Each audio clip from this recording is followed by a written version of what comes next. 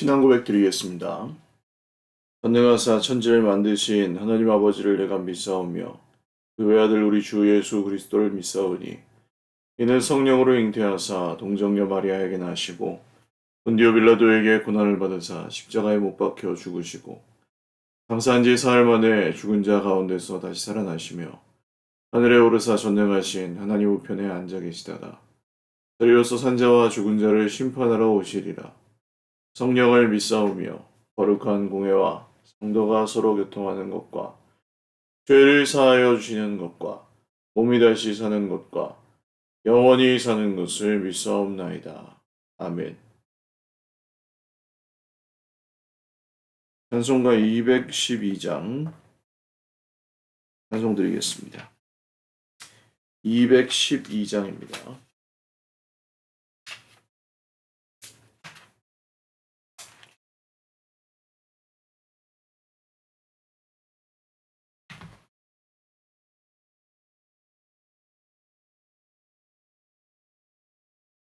겸손히 주를 섬길 때 외로운 일이 많으나 우주여 내게 힘주사 잘 감당하게 하소서. 인자한 말을 가지고 사람을 감화시키며 갈 길을 잃은 무리를 잘 인도하게 하소서. 우주의 귀한 인내를 깨달아 알게 하시고 굳건한 믿음 주셔서 늘 승리하게 하소서. 장래의 영광 비추사 소망이 되게 하시며 우주와 함께 살면서 참 평강 얻게 하소서. 아멘. 하나님 말씀 히브리서 11장 23절에서 31절입니다. 히브리서 11장 23절에서 31절 말씀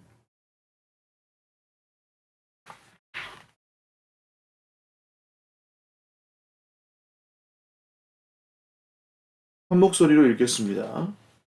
믿음으로 모세가 났을 때에 그 부모가 아름다운 아이임을 보고 석 달 동안 숨겨 왕의 명령을 무서워하지 아니하였으며 믿음으로 모세는 장성하여 바로의 공주의 아들이라 칭함받기를 거절하고 우리 하나님의 백성과 함께 고난받기를 잠시 죄악의 낙을 누리는 것보다 더 좋아하고 그리스도를 위하여 받는 수모를 애굽의 모든 보화보다 더 큰 재물로 여겼으니 이는 상 주심을 바라봄이라.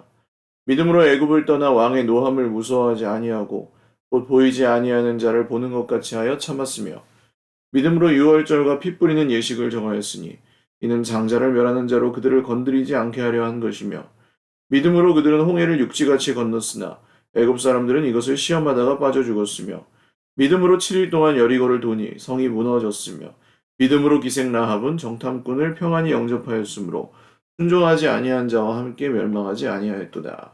아멘. 기도드리겠습니다. 살아계신 하나님 아버지 감사합니다. 오늘도 주님 앞에 예배하며 찬송하며 하루를 시작합니다. 주님 오늘도 우리에게 말씀하여 주시고 모든 기도에 응답하여 주십시오.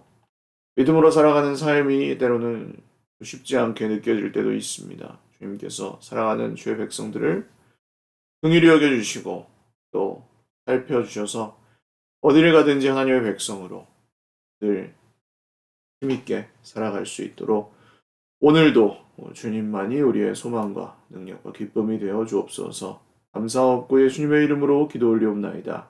아멘. 할렐루야. 네, 오늘도 하나님의 은혜와 평강으로 풍성한 하루 누리시기를 바랍니다. 모세 이야기를 이어가고 있습니다. 믿음으로 보는 것이, 믿음으로 살아간다는 것이 어떤 의미인지 알똥말똥 하시다고 느끼실 거예요. 믿음으로 살아간다는 게 뭐냐? 일주일에 교회 한 번 가는 거, 성경 몇 장 하루에 읽는 거, 기도 몇 시간 하는 거, 몇 분 하는 거. 그러기에는 사실은 훌륭한 일들이지만 그걸 통해서 하나님 만나고 그걸 통해서 예수님을 따라가고 알아가고 하기 때문에 훌륭한 일들이지만 그게 믿음으로 사는 걸까라고 하면 또 좀 물음표를 가질 수밖에 없을 것 같아요. 근데 그런 우리의 모습을, 그런 우리의 그 현실을 이 히브리서 기자는 굉장히 잘 알고 있는 것처럼 히브리서에서는 모세의 삶을 통해 믿음으로 산다는 것이 어떤 의미인지를 우리에게 또 좀 일깨워주고 있습니다. 자, 겉으로 그냥 보기에는, 요약하면 이래요. 겉으로 보기에는 그냥 그것이 우연이나 어떤 우발적인 행동 같았는데, 그냥 상황에 떠밀려 가듯이 그렇게 된 것 같았는데, 사실은 그런 것들이 전부 믿음으로 선택한 결과물들이었다. 라고 출애굽 모세의 생애를 정리하면서 히브리서 기자가 믿음이라는 관점으로 그 삶을 비춰보고 있는 거예요. 먼저 탄생입니다. 믿음으로 모세가 낳았을 때 그 부모가 아름다운 아이임을 보고 석 달 동안 숨겨 왕의 명령을 무서워하지 아니하였으며. 자, 모세가 낳았을 때 그 부모가 이 아기가 너무 아름다운 아이여서, 사실은 뭐 자기 아기가 아름답지 않은 부모가 어디 있겠어요. 근데 지금 바로의 그 서슬퍼런 명령이 다 죽여라. 히브리인의 남자아이들은 다 죽여라. 나일강에 던져라. 뭐 이런 명령을 내린 상황인데 부모가 어, 그 아이를 죽이지 못했고 결국 어떻게 합니까? 갈대상, 역청과 진을 바른 나무진을 바른 그 갈대상자에다가 아기를 담아서 물에 떠내려 보내잖아요. 음, 그 행동들이 그냥 단순히 자기 애를 살리기 위해서 한 행동이 아니었고 이 아이의 생명의 주관자이신 하나님을 믿는 믿음의 결과물로서 그런 행동들을 했다는 것입니다. 자, 왕의 명령을 무서워하지 않았던 건 아니죠. 그 다 뭐 이렇게 멸문지화를 당할 수도 있는 그런 일들이었지만 이 부모에게 그것보다 더 귀한 것이 무엇이었어요? 하나님을 믿는 믿음이었다는 얘기입니다. 믿음으로 모세는 장성하여 바로의 공주의 아들이라 칭함받기를 거절하고. 자, 모세가 어떻게 되죠? 정말 만나지 말았어야 될 여자를 만나죠. 그 갓난아기 때. 다 히브리인의 아기를 다 죽이라고 명령을 내린 파라오의 딸 공주를 만납니다. 근데 어떻게 하세요, 하나님이? 그 절대 만나면 안 되는 여자가 모세를 살리죠. 신비하게도. 그래서 이집트 바로의 공주의 아들로 살게 되었습니다. 근데 모세는 그렇게 공주의 아들로 살다가 늙어 죽었어도 아무런 문제가 없는데 거기서 또 믿음이 나오는 거예요. 믿음으로 다른 길을 선택했다.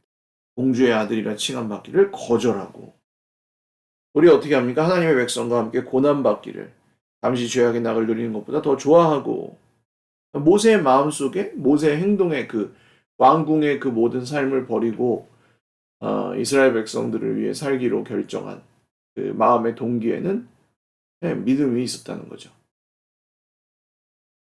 그리스도를 위하여 받는 수모를 여기 그래서 이 죄악의 낙을 누리는 것과 비견 그 반대되는 개념으로 그리스도를 위하여 받는 수모라고 나옵니다. 결국 이 모세의 행동은 그냥 단순히 이집트에서 이스라엘 백성들을 구해내는 것만으로 끝난 게 아니라 결국 그게 어떻게 이어져요? 유다 지파를 통해서 다윗의 자손을 통해서 예수님의 태어나심으로 이스라엘과 온 유대와 사마리아와 땅끝까지 이르러 복음을 전하라고 하신 주의 말씀을 따라 온 세상에 미치는 구원의 좋은 소식으로 연결되는 행위였다는 것입니다. 그래서 여기서 그리스도를 위하여 받는 수모라고 얘기하는 거예요. 근데 이게 우리랑 어떻게 연결이 됩니까? 우리도 마찬가지죠. 우리도 믿음이 아니고서는 사실 세상에서 그냥 적당히 거짓말도 하고 적당히 편법도 쓰고 적당히 그냥 인간 세상의 기준에 맞게 물에 물 탄 듯 술에 술 탄 듯 나한테 유리한 쪽으로 살면은 사실은 편하죠, 그게. 결과는 뭐 차치하고서라도. 근데 그렇게 살지 않고 그리스도를 위하여 받는 수모를 세상의 애굽의 모든 보화보다 더 큰 재물로 여겼으니 그리스도를 위하여 받는 고난, 그리스도를 위하여 받는 수모 이것을 애굽의 모든 보화보다 더 큰 재물로 여겼다. 왜 그렇습니까? 이게 그냥 당장 나 혼자 잘 먹고 잘 살고 온 세상이 다 망하는 길, 뭐 그런 길이 세상의 길이라고 한다면 결국 이 세상은 망할 거 아니에요. 그렇다면 하나님의 길은 어떤 길입니까? 지금 당장은 세상에서 부귀영화를 누리지 못한다 할지라도 하나님을 위하여 그리스도를 위하여 받는 수모를 세상의 그런 것들보다 더 귀하게 여기는 이게 믿음의 삶이잖아요. 그래서 이 모세가 어떤 것을 바라보았습니까? 이는 상 주심을 바라봅니다. 자, 여기서 이제 상의 정체가 나오죠. 앞에 어, 하나님께 나아가는 사람들은 반드시 그가 계신 것과 자기를 찾는 자들에게 상 주시는 분이심을 믿어야 할 것이다. 이렇게 말씀했었잖아요. 11장 6절입니다. 6절. 믿음이 없이는 거기 상의 정체가 여기 나오는 거죠. 그 상의 정체는 무엇이냐? 우리가 세상에서 살아가는데 필요한 것들, 뭐 하나님 은혜죠 다. 근데 여기서 말하는 상은 그런 게 아니라 믿음으로 살아가는 삶에 따르는 세상에서는 겪을 수도 있는 수모와 고난들. 목사님 그게 무슨 상입니까? 여러분, 세상에서 그리스도를 위하여 당하는 고난이 우리가 성도라는 증거예요, 증거. 인증. 뭐, 물건을 만들어도 그렇고, 돼지를 키워도 그렇고, 마크가 있죠. 뭐, KS 마크가 있고, 해썹 인증이 있고, 그 인증이 있어야지 출고가 되죠. 출하가 되고, 이렇게 물건이 유통이 되고 그러잖아요. 합격. 근데 이 믿음으로 받는 상은 무엇이냐? 이 땅에서 잘 먹고 잘 살고 100년, 길어야 100년밖에 안 되는 삶으로 끝내는 게 그게 복이 아니고, 진짜 상은 뭐예요? 하나님의 길을 따르며 세상에서는 그리스도를 위하여 수모와 고난을 당할 수도 있지만 그것이 우리에게 고난이나 손해가 아니라는 것을 믿는 믿음인 거예요. 모세가 광야에서 자기 잘못한 게 사실 별로 없습니다. 이스라엘 백성들이 불평하다가 40년을 뺑뺑이를 돌게 됐고 모세는 나 먼저 들어가면 안 돼요? 이렇게 주장해도 괜찮았어요. 그렇게 하지 않고 백성들과 함께 40년을 그 하나님의 명령을 따라 같이 돌죠. 그게 왜 그래요? 그게 믿음인 거예요. 그게 믿음으로 사는 삶인 거예요. 하나님의 뜻을 따르는 자기의 유익이 아닌 하나님의 뜻을 따르는. 근데 여기 잘 보십시오. 그러면 무슨 다 희생하고 헌신해야 된다고 믿음으로 사는 사람은 그렇게 생각하시는데 그렇지 않습니다. 그 길이 당장에는 유익하지만 망하는 길. 그 길이 당장에는 나한테 유리하지만 하나님의 섭리에는 거역하는 일이 되기 때문에 결국 다 실패하게 되는, 패망하게 되는 길이라는 걸 아는 거예요. 믿음으로 지금 당장을 보는 게 아니라 상 주시는 것을 바라본다는 게 이런 뜻입니다. 세상에 목숨을 걸고 살아가는 것은 사실은 길어봤자 100년밖에 되지 않는 우리의 삶에 자기의 전부를 걸고 하나님이고 뭐고 상관없이 산다는 말이나 똑같은 거고요. 이 길어야 100년인 삶 가운데 하나님을 위하여 그리스도를 위하여 고난을 받거나 수모를 당하는 것은 영원한 나라를 위한 투자. 투자라는 말이 적당합니다. 진짜를 알아보고 미리 거기에 자기 인생을 드린 거죠. 막 힘들어 이러면서 헌신하고 희생하는 그런 개념이 아니고 그게 진짜기 때문에 고생을 마다하지 않는다. 천국은 밭에 감추인 보화라 그러죠. 보화를 발견했기 때문에 이것이 내게 되려면 이 땅을 내가 사야 되니까 보화는 잘 감추어 두고 집에 가서 집 팔고 땅 팔고 냉장고를 팔아서 이 땅을 사는 거잖아요. 내 땅이 아니지만. 투자라고 그러죠, 그걸. 그래서 하나님의 나라를 발견한 사람들은 그런 삶을 살아간다는 것입니다. 믿음으로 애굽을 떠나 왕의 노함을 무서워하지 아니하고 곧 보이지 아니하는 자를 보는 것 같이 하여 참았으며. 모세가 이제 출애굽 때 하는 행동들입니다. 믿음으로 유월절과 피 뿌리는 예식을 정하였습니다. 이 모든 것들은 하나님께서 명령하신 대로, 하나님께서 말씀하신 대로 모세가 따라가는 거죠. 근데 그게 단순히 그냥 앞에 있는 일들을 이루려고 한 것이 아니고 믿음으로라는 단서가 여기에 다 붙습니다. 믿음으로. 장자를 멸하는 자로 그들을 건드리지 않게 하려 한 것이며.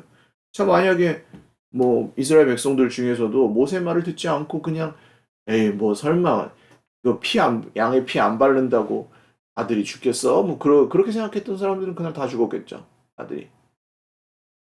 그러니까 이게 믿음과 관련된 문제라는 겁니다.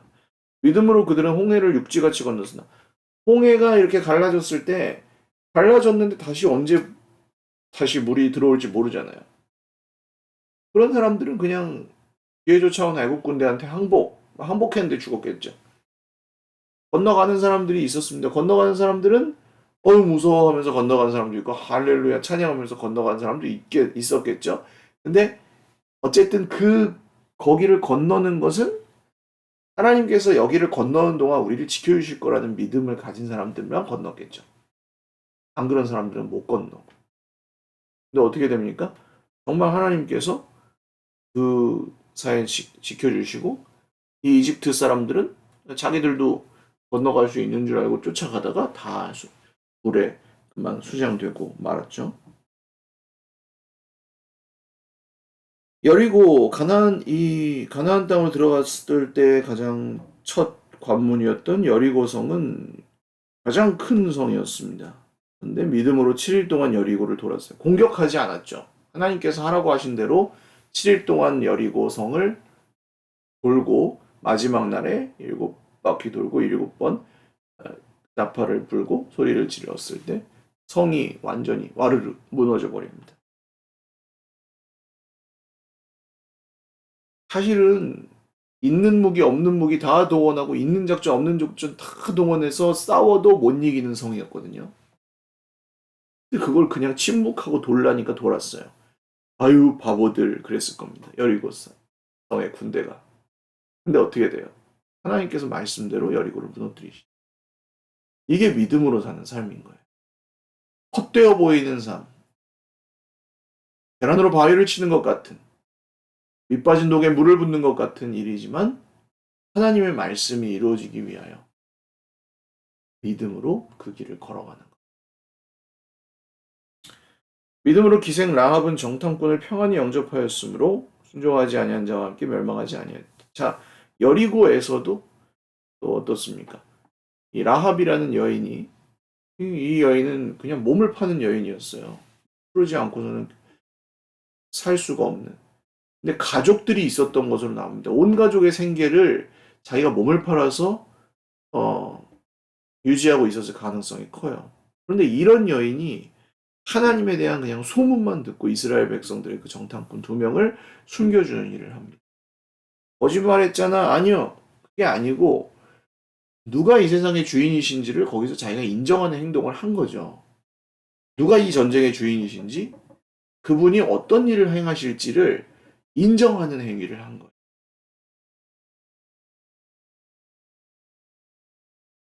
그러다 보면 세상의 기준과는 다른 선택을 해야 될 때도 있다는 것입니다. 우리의 틀을 벗어난. 그게 믿음으로 사는 삶의 마지막 특징이라고 할 수 있겠습니다.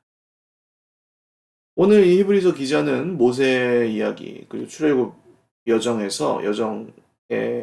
이 사건들을 통해서 믿음으로 산다는 것이 어떤 의미인지를 좀 다면적으로 입체적으로 보여주고 싶어 하는 것 같아요.